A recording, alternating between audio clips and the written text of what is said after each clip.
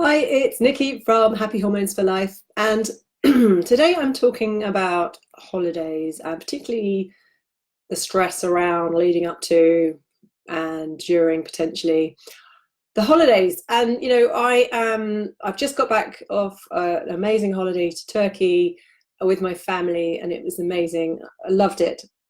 But it has made me think because I absolutely love my holidays. I'm not a handbag or a shoes girl. I spend every spare money I have on holidays and travel. It's just my thing.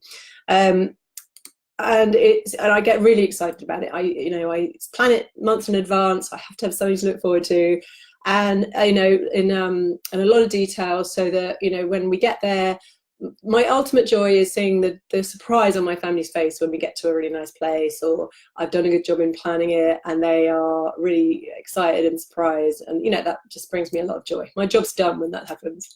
So when something doesn't go quite perfectly, I then sort of get a bit annoyed with myself, actually. And the last two summer holidays that I've planned have resulted in a couple of things that I need to start learning from and actually listening to my own advice. Now, you may hear a little bit of a croak in my throat, and that's because this time and last time I have fallen ill on holiday, usually around day 2 to 3, when I just start to properly relax. You know what's coming. The thing is, there's a couple of things that have happened in the last two summer holidays. The first thing is, I've been ill on both of them. And the second thing is that I've actually found it really difficult to switch off from work. Now, I look forward to and I plan these lovely holidays away, thinking I cannot wait to switch off and relax and just spend time with my family and just do all those lovely things and manage my stress levels and cortisol, etc. The things I tell my clients all the time to do, right? And you guys on these films and in this group. And I didn't quite manage it. I was checking my emails. I took my laptop with me. I was looking at it. I was on social media because I had time, and it was just, it's there and I'm used to it. And I have to confess, I'm a little bit addicted to all that. And it really became apparent how much I was addicted to it because I just couldn't put it down. Not the whole time, obviously, but I really wanted to do a digital detox, and I just found it so difficult.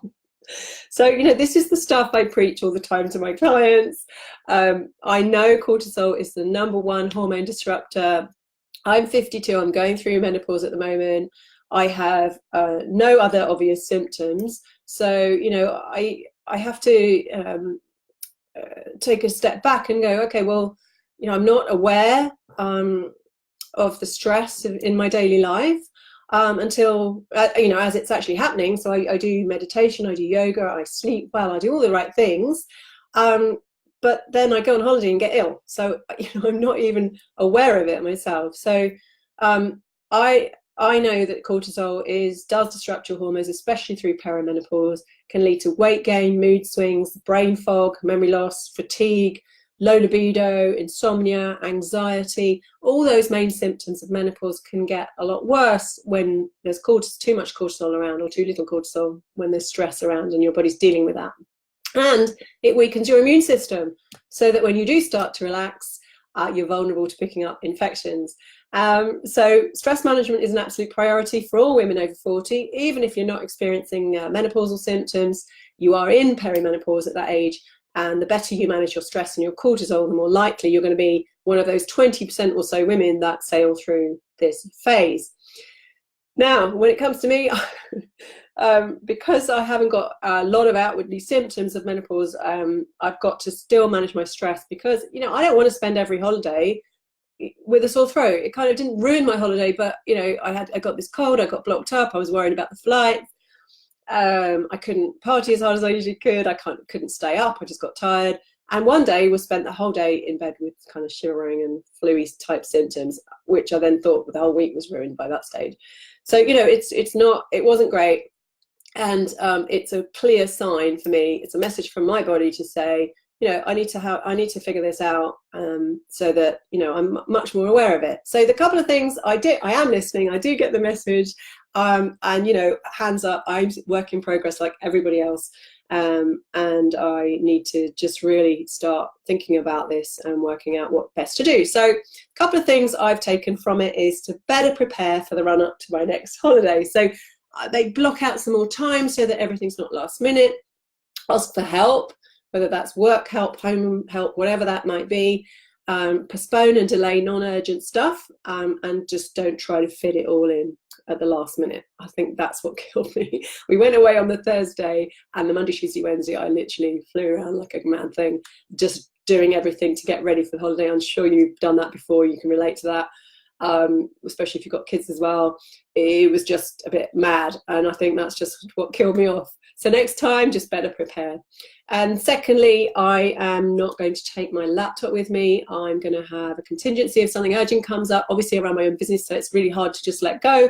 But I've got Lauren, who's amazing, who runs it brilliantly without me there. So we've just got to sort out if anything urgent comes up. But, you know, holidays are not a time to work. So I will not take my laptop. I will put my phone in a drawer for the day and maybe just check it once or twice for emergencies, and that is it. So that's my commitment for the next holiday. I'll see if it makes a difference. I hope it will, because I really am getting a bit fed up with coming down with something on holiday and, you know, visiting the local doctors. The Turkish doctor visit wasn't too successful, because I won't go into it, but yeah, you don't really want that hassle when you're on holiday. So that's it from me. If you are going away, I wish you an amazing trip. If you'll just come back, sorry, you come back. And we'll speak next time. Do take care. Bye.